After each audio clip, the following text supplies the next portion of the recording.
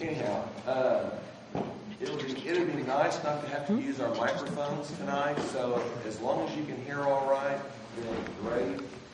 But we'll probably try not to have to use these microphones. If I haven't had a chance to meet you, my name's Donald. I'm the new principal here, and it's been a great year, and it's been fun getting to know your sons and daughters. This evening has spun out of a couple of things. In parent advisory meetings that I've had, one of the things that several of the parents have said is they wish they knew a little bit more information about classes and expectations and what do you really need to have under your belt as you get ready to go off to college. I believe in the past they've done a really good job of letting folks know about those things their junior and senior year. But sometimes the die has been cast early on and people miss opportunities. And so because of parent advisory requests and also our teachers, I want to just tell you, you don't know how great these teachers are and how willing they are to help your kids do their very best just on their own. And if you've never been anyplace else to have a comparison, I'll just tell you, this is a very exceptional group of people that want to help your kids. And so they don't mind being up here in the evenings. They don't mind putting together an awful lot of stuff just to try to help your kids do better. One thing to let you know, excuse me, is something that will be different as well, is we are in the process of putting together a course description book. And it is just about done. And we're going to put this online. So as you go through and start pre-enrolling your kids, if you want to know what in the world is art appreciation, or what do I need to have taken in order to take pre-calculus, whatever, it's in this. So I doubt that we will print these off just simply because of the expense. We may have a few hard copies here in the office, but it will be online, and it'll be certainly, I hope, a help for you to pre-enroll, which is, and Ms. Miller will probably talk a little bit about that tonight. So, anyhow, getting down here and look at me and listen to me wheeze. So I'll just introduce Michelle Ayers. She has a 9th grade son in this group, and I will just tell you, part of this is her deal. I wish there's things that kids need to know, and if I wasn't a teacher here, I wouldn't know it. So you're gonna get all the information you've ever wanted to know, maybe needed to know tonight. Okay, Michelle. All right. We're going to try to go quick so you guys can get home. I know surgery at 8 Grey's Anatomy, so I'm going to want to get out of there. That's another job. One of the first things that we wanted to talk to you about was, as you're getting ready to pre-enroll your student, you need to start, it seems like a long way off, but the classes that we call pre-AP, we used to call them honors. We're now going to change it to where it's called pre-AP. We all have to be used to that. And then advanced placement courses. And they can take that as early as, Adam, do you have sophomores in chemistry or no? So junior and senior year, which may seem like a long way off, but it's not. Trust me. And I'm kind of freaking out because, as you know, my kid's right there with your kids. So basically, when we talk about AP, we're talking about advanced placement. And the program is run by an organization called the College Board. And you can look them up online and read all about them. I was actually researching and found out that they've been around since 1900. And the whole idea behind them forming was to prepare kids for the transition to university. I did a little math because I don't know about you guys, but money talks. Why would you want your kid to take an AP test? So let's start goading them now. Are you ready for this? When they take an AP course, they have the opportunity to take an AP test at the end of the course. Now, if they get college, if they pass the test, if they get certain scores, 3s, 4s, and 5s, depending on the university, they can actually get college credit while in high school. So, for instance, if they take English, Literature, and Composition their senior year, and they go and take the AP English Lit and Comp test, at OU, Composition, if you were to take Comp 1, the University of Oklahoma is $269.05 per credit hour. So Comp 1 at OU is $807.15. Seems like a pretty good reason to me to take Right AP. now. Right now. Yeah, that's right today. I looked it up. OSU charges $143.45 per credit hour. So you're looking at $430.35. I also checked UCO. It's really comparable to OSU. It's $139.20. And I looked at Oklahoma City Community College for Comp 1, $71.55 per credit hour. So it's $214.65 saved if they get a score of 3. That's pretty good. A lot of universities, if they get a 4 or a 5, will also count toward Comp 2. It depends on the university. If you're interested, a college credit hour at Yale right now is $1,150 per credit hour, in case your kids are going there. So I was just curious. I was like, inquiring minds want to know. So I thought that might kind of give you guys some insight. Besides the fact that our advanced placement courses are just more rigorous. I'm really nervous, and I guess it's because you guys are staring at you? Yeah, well, but it's just weird. I'm used to sitting out there with you, so I'm just kind of nervous. Just bear with me for a minute. But anyway, the AP curriculum is it's rigorous. It's a college class, and that's something that we as parents need to understand. Is your children are not going to be coddled in AP. So if you want them coddled or less, you need to be realistic about this. Focus on the learning that's taking place. And that's something that's really hard, I think, for AP parents. They come to us and go, well, my kids, they're making their first B ever. And you're going, they're taking a college level class. So keeping in mind what AP is.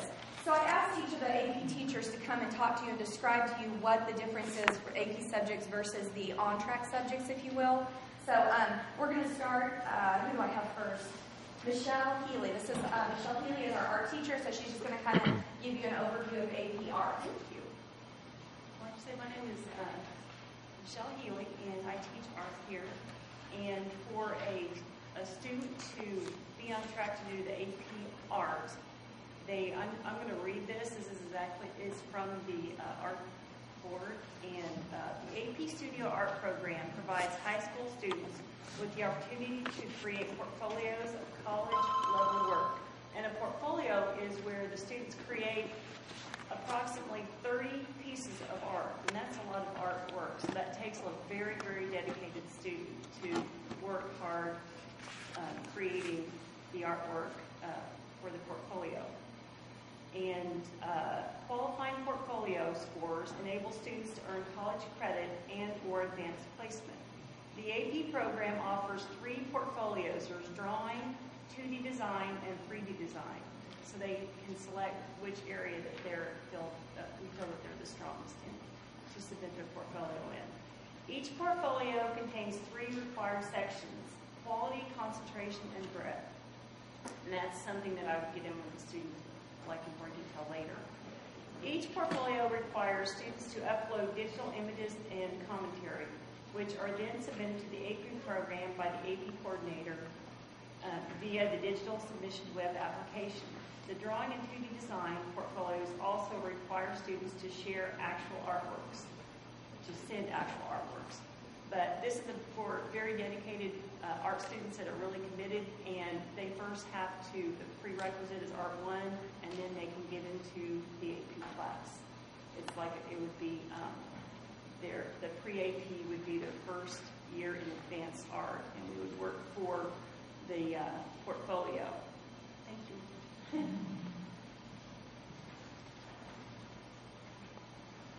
Hi, I'm Mrs. Waltz, and I teach the AP U.S. History class.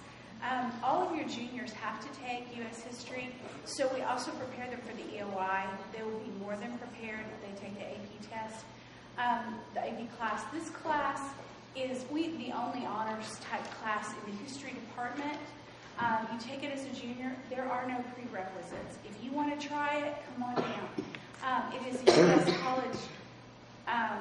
This class is like we go in the time frame. We cover everything from pre-Columbian, which is before Columbus got here with the Native Americans, all the way to present day. If you went to college a long time ago, you had to take U.S. History Survey 1 and 2. It was like before Civil War and then after Civil War. So it was a whole year, your freshman year of college. This is the same thing. It is a college class. We do have a college textbook, and they come in, excuse me, at the very beginning as sophomores. and so they're kind of nervous about this book because it's written at a college level. And to be successful in this class, you've got to be a good reader because we read at least 30 to 50 pages a week. So it's serious reading. It is for kids who really like history. Their freshman and sophomore classes really prepare them as far as government and world history and geography, giving them an idea of, just general stuff. But it goes rather quickly. We don't wait on anyone. It is a great thing. If they get a 3, like you said, they get 3 hours in college. Usually if they get a 4 or 5 on the test, by the way, is $87, and that's all it costs, and you might be saving $800. If they get a 4 or 5, then they get 6 hours of college credit, which is a great deal more money. And then also, I have had a student in the past who didn't want to take the AP test, but when he got to his college, I don't know if you're familiar with this, but he clept out. He clept out of 6 hours of college. So that's saving you a lot of money, And the CLEP tests are multiple choice. They're a little easier. The AP test will get them ready. So even if they don't do well on the test, it will get them ready for college because they're essays. There's a multiple choice section, and then there are 3 essays they must write. And for history in college now, it is all about writing essays about historical content. It's a little bit different than an English essay, but it's on the same. They teach them how to write it. I teach them what to put in it for a history class. It is a great class. We have a lot of fun. If your kids want to try it, usually they get, if they don't read though, if they're not big readers, it's very difficult, but you can still hang in there with us. So I hope to see some of you your junior year. I know that sounds like a long way off, but your guys are getting ready to be sophomores. Okay? So,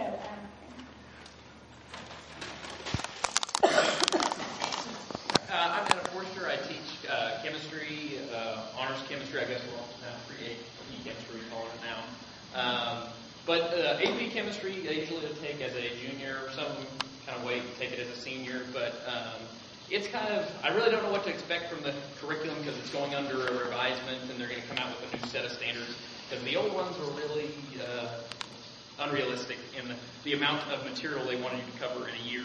It was kind of subbing, I don't know if you can call it, in college they have most of the, like the AP classes, I think, are 3 hours, like I think English, things like that. But AP Chemistry, or Chemistry 1 and Chemistry 2 in college are a 5-hour course. 3 hours are spent kind of in a lecture-type hall, where one instructor instructs different aspects of chemistry. And then you go to the laboratory and kind of work a little bit more in depth on those things. In a laboratory in college usually probably lasts 3 to 4 hours. So you've got basically 3 hours in a classroom, and then you've got 4 hours after that. So I'm trying to cover all that stuff in 5 50-minute periods. Well, I guess 40-something minutes on Friday. But there's a lot of material. So I'm kind of looking forward to the revisement of the curriculum and seeing they're cutting out a lot of things that even college professors really don't even get into in chemistry yet or on the AP chemistry exam. It really hasn't really gone under any revision since the 1970s. So they're teaching the same curriculum, to today's kids who, have grown up as, they're all digital learners now, and they don't, exactly, we're trying to hone in on those reading skills, and, they probably read a little bit better back in the 70s and 80s than they do now. But we're trying to incorporate those things, a little bit more. But to take AP Chemistry, they would have to take Pre-AP Chemistry, which they take as a sophomore. So really the only difference between their chemistry and AP Chemistry is we kind of cover the same things. We go a little bit more in depth, and they get a little bit different homework and a little bit harder, more challenging problems. The thing that comes up with the AP Chemistry exam is a lot of these kids now are pretty reliant on their phones and digital devices and calculators. All right, in the first part of the AP exam, they cannot use their calculator. All the calculations and things like that, they have to do in their head. So a lot of those things are developing those skills they learned way back in middle school and in elementary. Thinking in proportions, thinking in how different things relate to each other as far as factors go. So it's kind of hard to get them out of that thinking of the calculator as a crutch. But that's the first part of the AP Chemistry exam. And the second part, they can use their calculator on, is a little bit open-ended. So that's kind of the difference there. It's kind of a different train of thought. Okay, we're asking them to kind of think what Mrs. there said, kind of outside the box. So we're kind of developing that inquiry-based, critical thinking that they need to survive in college if they want to do well. Okay, there's nobody there holding their hand. So that's what we're kind of trying to do with different homework and different open-ends, things like that. So AP Chemistry is pretty challenging, but they're up to it, and I think they should take it. Hi, my name is Melissa Blood, and I teach AP Biology. I also teach Anatomy and Zoology, which those are not honors classes, but they're really good classes to take. AP Biology is a really good class. It incorporates lots of different things about science. It has chemistry in it also. It has ecology. It has tons of stuff about cells, DNA, genetics. We talk about plants. We talk about animals. It's very similar to what they take freshman year, but much more information, much more intense.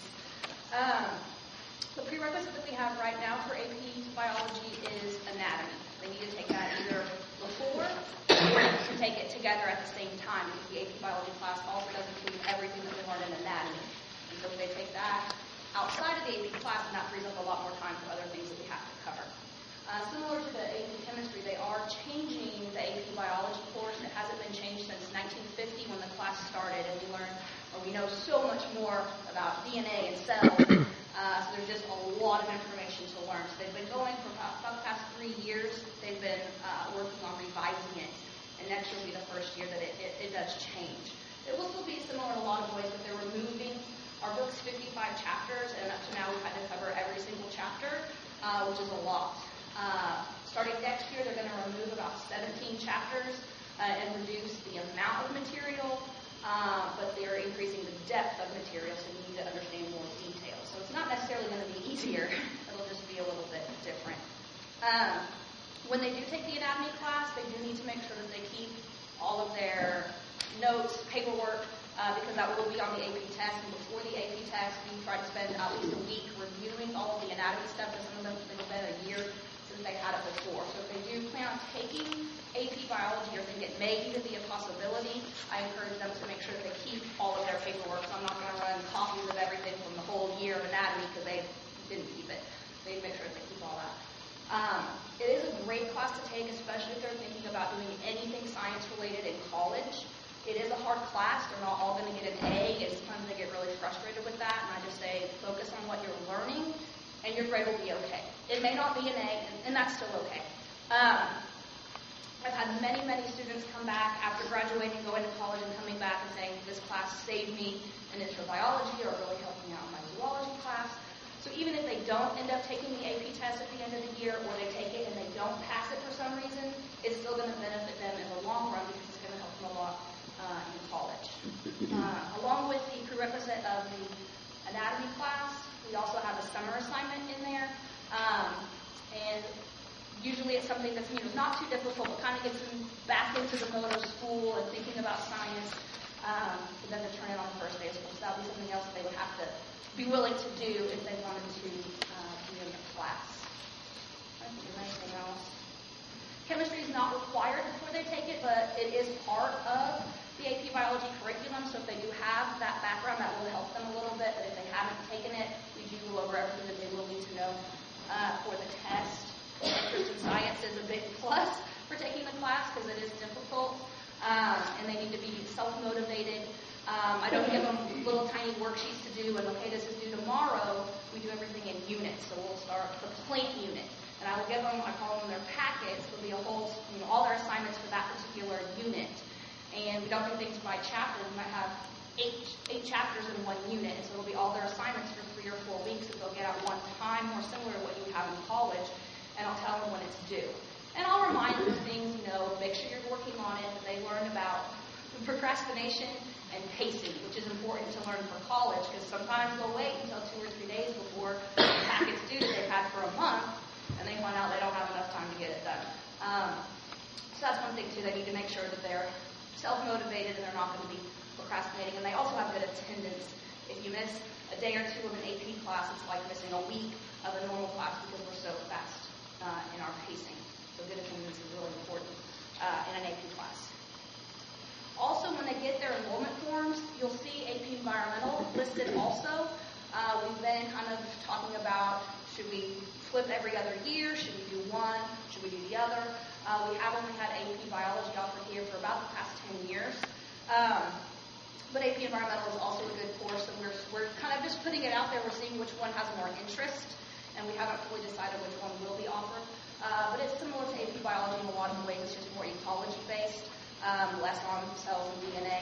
But each will be science credit if they do pass the test, and each will be a good class. And if they have questions over which one they would want to take or are interested in, they can always talk to me or Ms. Woolwick, their freshman teacher. Thanks. This is coming to you live from video tonight. So you'll have it. That's what we look forward to. Okay, AP English, Literature, and Composition. I don't know what we're going to call Honors English 4. Are we going to call it Pre-AP English 4? It's British Lit. Okay, here's what they have to decide. Some of your kids are already in the Pre-AP track. They're taking a class with Ms. Christopherson this year that is Honors 1 right now. They have the option next year, if they make the grade, they have to have an A or B at semester to stay in Pre-AP. Okay? If they make a C in Pre-AP, they are automatically transferred to regular. That's policy. That doesn't mean they can never come back. They're not banished forever. If they bring their semester grade in regular or on-track English up and have an A at both semesters, they are always welcome to come back. But that is one of the grade requirements. Honors for Pre-AP, British Lit, whatever you want to call it, is British literature. So we're going to study all Brits. It's a fantastic class. It's a lot of fun. We do things like Beowulf and Dracula and Hamlet and a lot of death and violence, isn't it? But that's what we study. And my goal for them is that they get so comfortable with composition that they can just clep out once they get to university, because quite frankly, they'll be very bored in Comp 1. Comp 2, a lot of universities are going more research-based, so it just kind of depends on the individual. But my goal for them is to save you money. So they're going to be ready for college. They're going to write. They're going to read, and they're going to whine. And I only care about the first two. No whine in my class. AP English Lit and Comp is basically a college level, as we've all said, and I can pull from anywhere. It's world literature. So they will read some of the same works as the other seniors. They will read world literature. They will read American literature. They will read college level literature, which means they're going to be reading literature of mature and challenging themes. And that's something that's very important to keep in mind. You'll notice they won't have a lot of homework. You'll be going, where's your homework? Their homework is their reading. My feeling is a lot of my seniors this year in AP, I have got 20 in there, and a lot of them are also taking either 2 other AP classes, a science and a math, or they're taking an AP math and a college concurrent class, concurrent enrollment. So my feeling is I give them a deadline. They're working toward that at their own pace, but I want them practicing their math skills. I want them practicing what they need to be doing for their science. And to me, I don't want to stress them out. I can teach them what they need to know and send them on their merry way. I used to think I had to teach 14 books in a year. Is that not insane? That's insane. They will read 2 novels for summer. One will be very thick, and one will be thin and extremely powerful. But that's what we do for summer reading. So they will already have to come to school the first day of school ready to take tests on those 2 books. If they haven't done it, they're going to on-track English. There is no prerequisite for AP English, which is kind of interesting. It's open enrollment.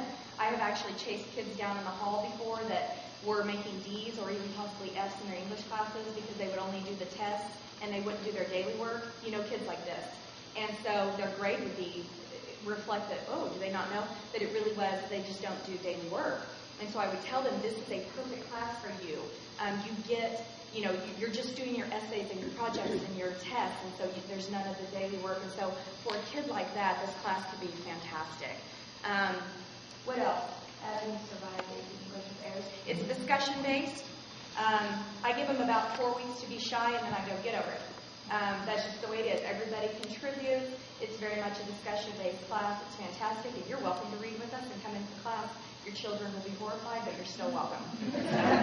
Okay? So just keep them, going on whatever track you want for as far as the pre-AP, and then once they get to senior year, just know that those are their options for that.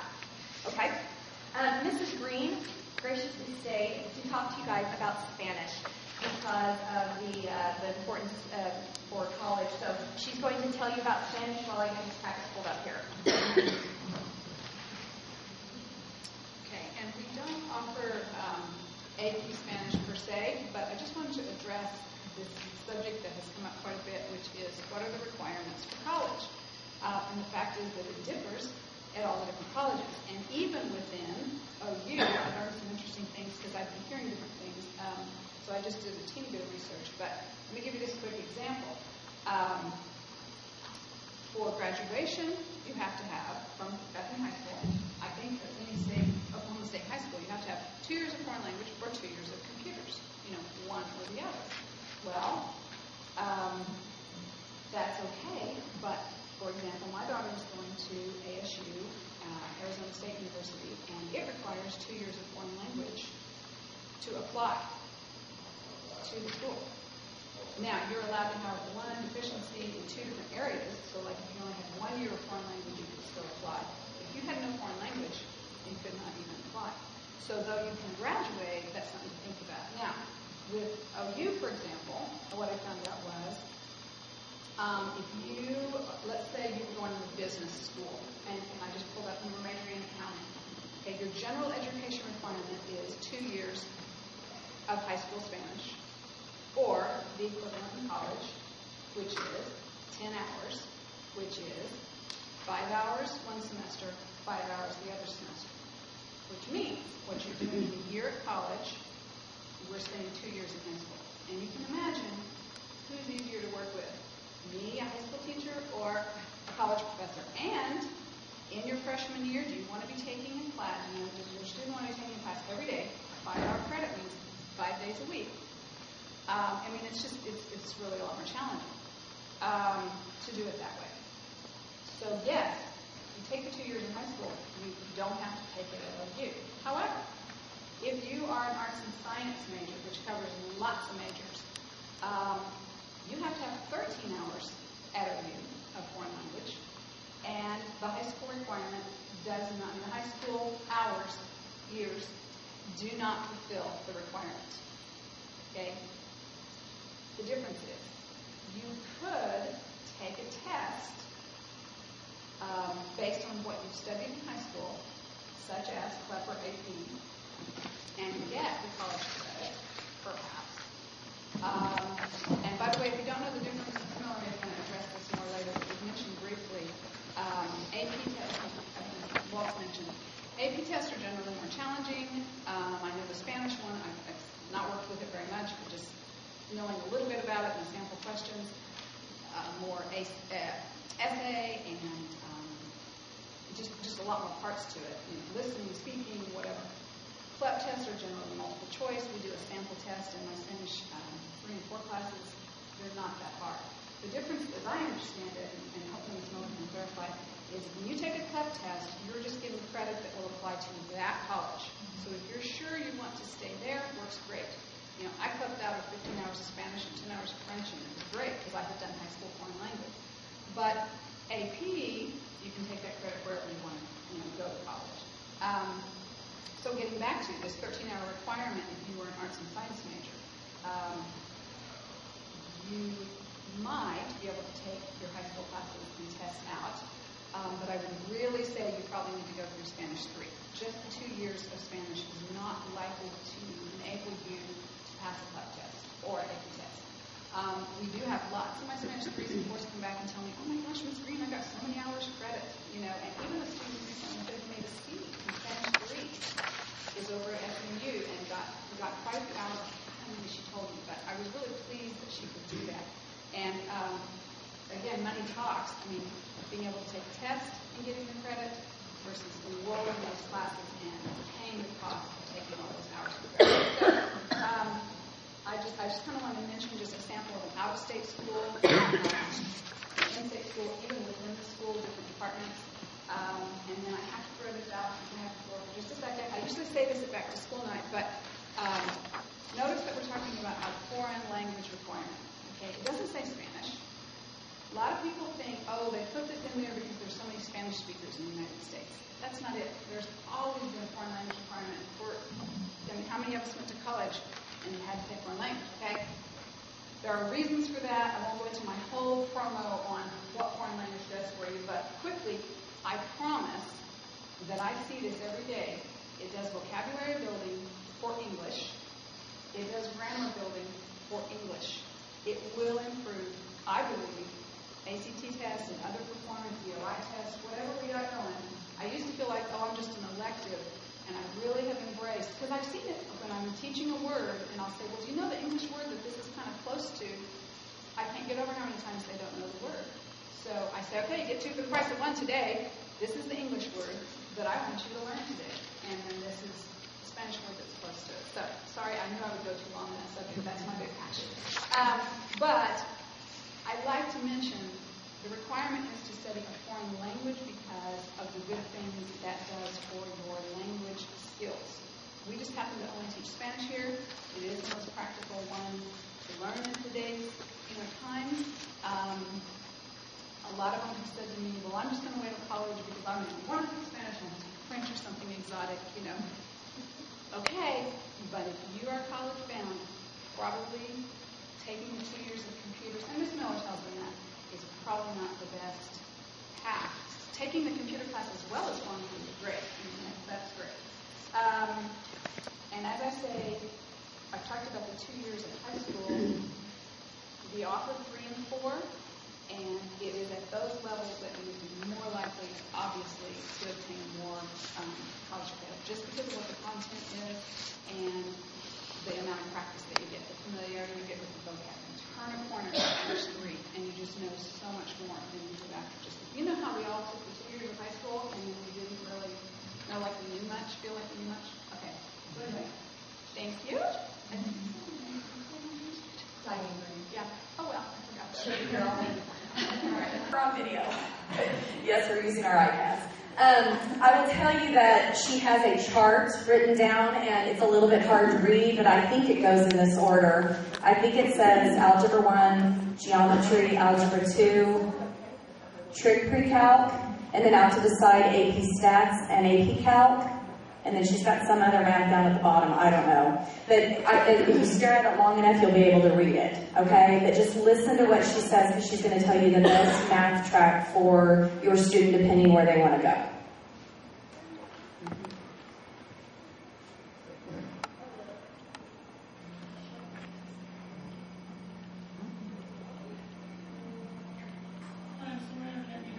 But our tickets for home, you guys are important to me, but not important enough to give up my tickets. So anyway, I'm going to try to do the math program. And on a college minimum curriculum, you have to have Algebra 1, Geometry, and Algebra 2. Those are required by the state. So there's 2 ways to do that. You can take that as freshman, then jump into sophomore, Algebra 2 as a junior, or if you're on our accelerated plan, then you took Algebra 1 as an 8th grader, Pre-AP, what we call our honors plus, now we're going to change it to Pre-AP Geometry as a 9th grader, then Pre-AP Algebra 2 as a sophomore, and then Pre-AP Trig Pre-Calc as a junior. And you do have to take 3 math in high school. So if you took Algebra 1 as an 8th grader, you have to take these 3. You don't get a choice of missing out on this, which is really a good thing. I know that they don't think so, but it is a good thing. But the problem with this plan is that it leaves us nothing to take our senior year as far as the kids consider. But we want to move our kids into the most math as possible. And so, I've got some of the suggestions. If you're going to go to college algebra is basically our pre-calc part. Okay, it is the pre-calc part. And I found that our kids who have taken your pre-calc and are taking that concurrently right now have all made A's, and our kids who decided to skip and sit out a year or not take it and do that, the best I've seen them come back with is a C. Some are D's, some are F's, some are no credits, and I always try to tell them, I told you so. I don't like to say that, but I really did. I told you so, but you needed to take that class, and so you can get it down. But one option as a senior is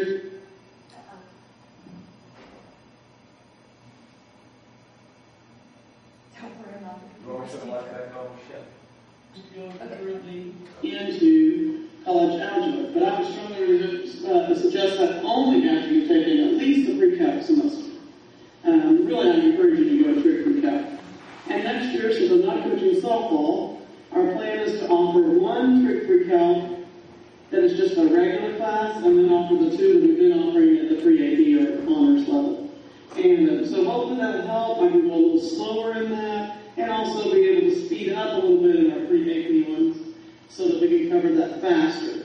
Okay? And really, that is the main difference in the pre-AP or honors versus the regular, is that the speed that we cover things and the amount of depth that we go into with those things. And all those classes are better for preparing you for the ACT and the college math, wherever that heads to. Alright, and also next year we're looking at adding an intermediate algebra class. And that will be so that we can go algebra 1 probably assigned groups, talking about are not as strong math kids. Algebra 1 assigned groups, then geometry. And then if we really kind of struggle here, and don't feel that we're doing too well in those two classes, then we would jump here our junior year. And so we could kind of pick up those gaps, because it's usually not a whole concept, it's just a piece of some concepts.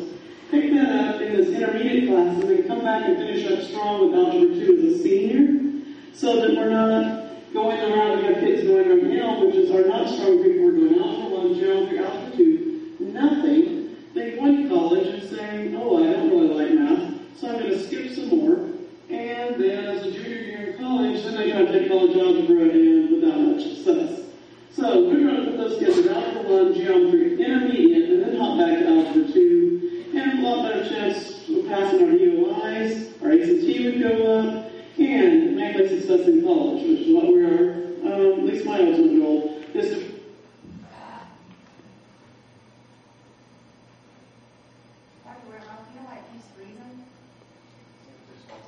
Is it long? Yeah, again. Okay.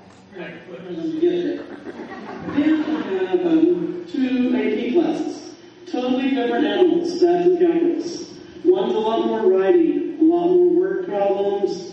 One is a lot more just rigorous mathematics. So you can actually do AP stats after Algebra 2, okay? There is no way to go from Algebra 2 to calculus without first having this pre-calc part. I mean, that would just be a disaster. But, and these two can be taken together, or some kids are taking trig pre-calc and AP stats together. That's happened before. And they are so different that you can double up on those if you like math. And if you're going to have to take calculus in college, I strongly recommend it here, because we cover what calculus in college covers in a semester. It takes us a full year on. So it really allows us to get it in down good. And calculus is the hardest math class. I had to take 3 semesters of it, and it ate my lunch as a college person. So I'm just saying that's a good thing. Stats, if you're looking at a major, and more and more majors are starting to require stats. It's a class very good to develop into data. It's mainly science. Stats is the science of data. So that's a very good place to be. And really, what we don't want happening is we don't want a senior year without a math class. So it needs to be something. It needs to be trig pre-calc. It needs to be that we went to intermediate algebra track and then we've headed up to algebra 2, or that we're in AP stats, or we're in AP calculus, or we are concurrently enrolled in college algebra. But the main thing is that we don't want our kids staying there without a math class, because you just lose so much mathematics. And in other subjects, sometimes you can pick up where they are and you can learn.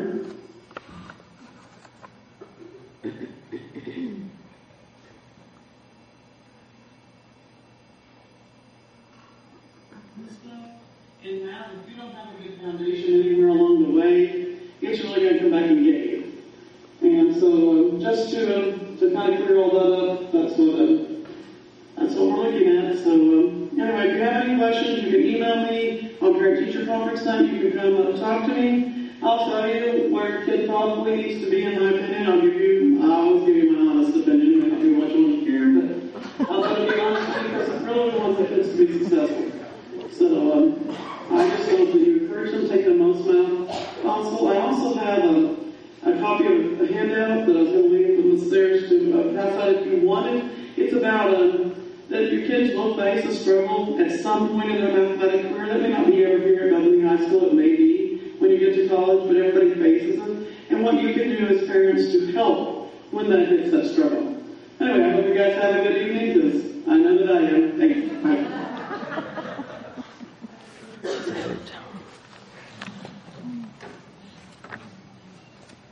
All right. I think you heard a common thread through every teacher that spoke. How many of you are glad you're not taking AP classes? Anybody feel relieved? That math one makes me break out in a sweat. But anyway, hopefully you're hearing that the learning is the most important part of this journey. It's hard for us as parents that we want A's, but to realize that they have really good opportunities here to learn and to be really prepared for college. So, any questions on the AP section? All right, let's move to all the college stuff. This is Mrs. Miller, our counselor, and she'll be in contact with you all in the next 3.5 years. Yes, we will. We're going to talk a little bit about the academic plan. I hope you picked up this handout. On the second page, I've given a list of requirements for Bethany High School. And I said use Bethany High School and OLAP. We're going to come back to that in just a second. OLAP, I want to talk about that, and I'm kind of jumping ahead because it works together. OLAP is a fantastic program, and this was established by the legislature several years ago. And what this does is it says, if your family makes under $50,000 a year, we will pay for your kids' college tuition for up to 5 years. Now, it's tuition only. It's not fees, it's not books, it's not room and board, but it is tuition. In order to get that, not only does your family have to make under $50,000 a year, there are certain course requirements that they have to take, which coincidentally are basically the same as what they need for college track graduation. Okay? So they work hand in hand as we go through this. And we'll talk a little bit more about OLAP, but I just wanted to throw that in. As you look on this second page, I've given you a list of requirements to graduate from Bethany High School, and I've said these are Bethany High School and OLAP requirements. As they came into high school, your kid had to choose, you and your child had to choose whether they were going to be on college track or non-college track. We encourage everybody to choose college track. It's a whole lot easier as a junior or senior to change off of it than it is to change onto it. So we really want your kid to do that. And you made that choice when we pre-enrolled as 8th graders. And so most of you chose, in fact, I think every one of you in here chose college track. So we want to keep them going that way. This gets them ready for that college. So they have to have 4 years of English, 9, 10, 11, and 12. On the state website it says, for non-college track, some alternative classes are available. They're not. I don't know why that's even on there. Everybody in the state of Oklahoma has to have English 1, 2, 3, and 4, or the pre-AP or the AP English as a senior. No question about it. No ifs, ands, or buts. You've got to have 3 mathematics in high school. So if your child took 8th grade algebra, they've got to have 3 more in high school. It's just what Ms. Tackett was talking about. The more math they take, the better prepared they're going to be for college. So please, guys, I hear parents say this every year, and it just kills me. It breaks my heart because I hear parents of seniors say, I want my child to have an easy senior year. Invariably, those kids come back and go, man, I am so over my head. I got out of the habit of studying. I didn't do anything in high school, and man, it's killing me now. It's just kicking my butt. Please encourage your child to take that full curriculum. Take that 4th math. Take that science. Take those things. Please don't encourage them to have a blow-off senior year, because you're hurting them. You really are. OLAP requires, as far as math goes, they must have geometry and algebra 2. Ms. Tackett was talking about intermediate algebra. This is going to be a great course, and if your child is struggling with math, we're going to encourage them to go that way, but it's not going to count for college track math, and it's not going to count for OLAP. But you know what it does? It gets them ready for Algebra 2 so that they can take that as a senior, then they can go to college and be ready for college algebra. So it's not something we're just sticking in to punish your kid. This is something we put in to help your child. They've got to have 3 sciences. One of them must be biology, and then 2 others.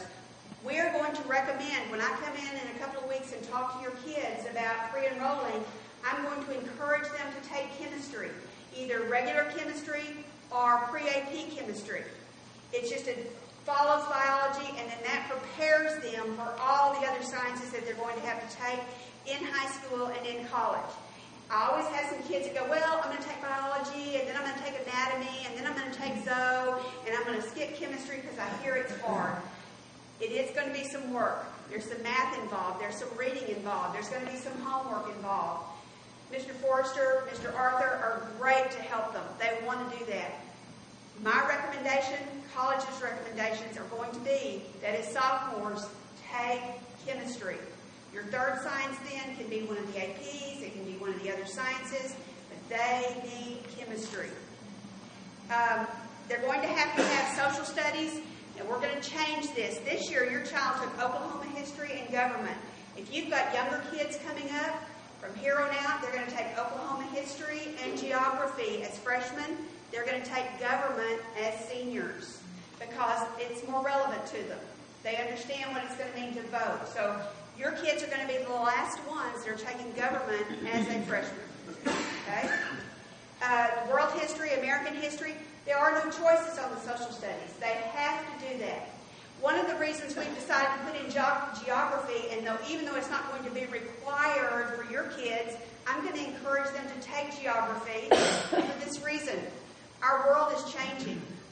There's stuff going on in the world that's phenomenal. And when you ask a kid, where is Iraq, and they don't know, they need to be able to find that on the map. But what's even scarier is when they don't know where Australia is or someplace else that they should know. So I'm going to encourage that as one of your electives for your kid is geography at some point. If they're on college track, they have to have 1 fine arts. This can be visual arts, it can be music, it can be speech, it can be drama. It cannot be world literature. Okay? It can be art appreciation. It can be music appreciation. It cannot be PE. It's got to be one of the fine arts. If your kid is on a non-college track, they have to have 2 fine arts. Okay? And that's not my law, that's state law.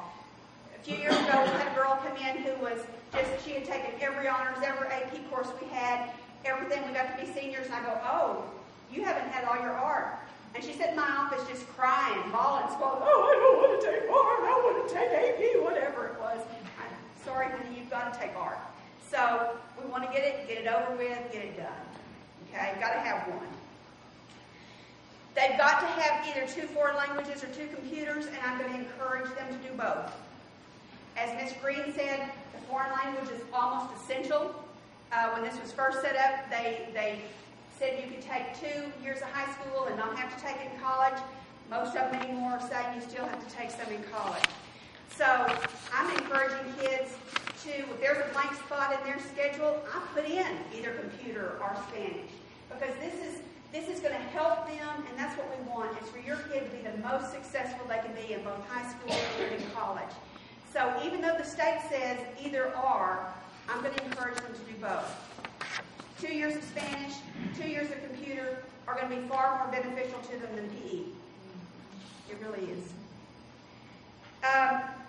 Your child is going to be having to take something called personal financial literacy. And they're going to take that as either a junior or senior. This is new. Next year will be the first year it's required to graduate. This is going to teach them things about planning a budget, having a bank account, buying a car, buying a house, having life insurance, having hospitalization, dealing with everything financial. And they're going to have to pass certain curriculum on that, but they will have to take it. You have to have enough electives to equal 26 credits, because in Bethany High School you have to have 26 credits. OLAP says, as do graduation now in college track, that you've got to have 1 additional. That's not 1 additional on top of the 26. It's that your additional has to come from the English, math, science, or social studies, computer, or foreign language. So if they're taking the 2 computer, they're taking the 2 and the 2 computer, they've already got their extra. Okay? It can't be an extra fine art. It can't be an extra sport. It can't be an extra something else. It's got to be one from one of those areas. And that gives them the 26 credits. Okay? I've also given you a list, this one, of courses that are going to be available. We're going to start pre-enrolling in the next few weeks, very quickly, for next year. I'm going to come into your kids' English class and I'm going to talk to them about their classes. But these are what's going to be available for sophomores next year. Please help them choose wisely. At the very bottom of the back of that page, it says, all sophomores must take English 2, geometry, world history, science above biology, preferably chemistry, elective, hopefully that'll be Spanish or computers, another elective, fine art if they didn't take one, and another elective. That's where your sport comes in, or your choir comes in, or your band comes in, something else that you really want to take, although those could be your fine arts as well.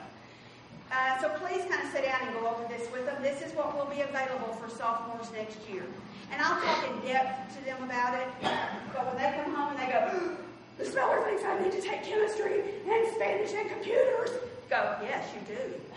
Because I love them and I want to see them be successful. So help us on that. Along with this, all students have to take EOIs. They must pass Algebra 1 and English 2. This year they're going to be taking Algebra 1 or geometry, depending on which math class they're in, and biology. The law says they have to pass Algebra 1, they have to pass English 2, and they have to pass 2 others. In the past, our students didn't have to pass them. This is the first year they've had to pass them. Our school has a policy that you're going to continue taking them until you pass them or until you graduate, even if you've already passed the 4. So, again, encourage your kid to take these seriously. Pass them, get them over with. We're giving them now 3 times a year. Okay? We just gave one in December. If anybody didn't pass those in December, they're going to take them again in April. We're going to turn right around in the latter part of April and May, and we're going to start spring testing. We'll do them again next year. So it's not like they can just say, oh, well, I don't want to take them today. I don't feel like doing this test.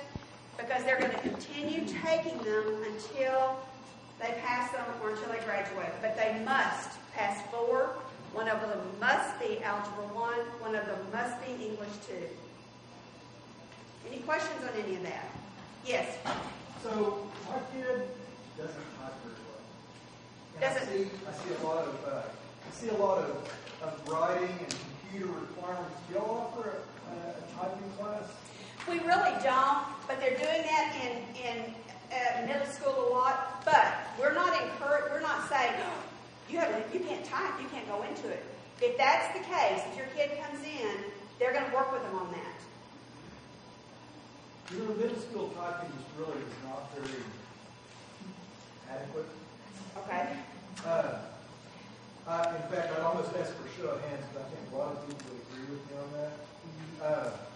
I've had typing. I'm an old guy, so I didn't take typing in high school. And what I found out the hard way when I started trying to produce papers in college that I needed that pretty badly. Yes. So I stepped out and stuck in with a bunch of ladies trying to learn typing for secretarial jobs. And what I found is it's a regimented process. It's not something you learn as you're trying to learn computer skills. It's something that is very focused and very deliberate. I have heard our computer teachers say that they will encourage the students. Most computers anymore have Mavis Beacon typing, or you can get it. That if they will have, it's just kind of like the summer reading for the AP coursework. If you'll have your kid work on this Mavis Beacon typing tutor. I think that's her name, Mavis Beacon typing tutor. And Miss Brown and Miss Kimbrough can really tell you more about that than I can. I've just heard them say that. But anymore, you're right. It is essential. It's a skill. It's important as reading. It's a life skill. It's a life skill. So you don't plan on offering anything like that? No, and I'll tell you why we don't. The state does not recognize typing as a computer class. They just call it keyboarding and they call it an elective, but they don't recognize it as a computer class. So once they get to high school, that's why they really need to do that in middle school. And maybe this would be a place to voice your concerns, but once they get to high school and they're earning credits, they need to be able to move and to stay with it. Now they spend about the first 6 weeks or so going over and making sure their typing skills are where they need to be, and they'll give them plenty of opportunities to increase them and to improve them. The Maybe Speaking Typing Tutor is a good help. I've heard them say that. I'm not a business person, so I'm a typing teacher, so I really can't say that I've used that, so I don't.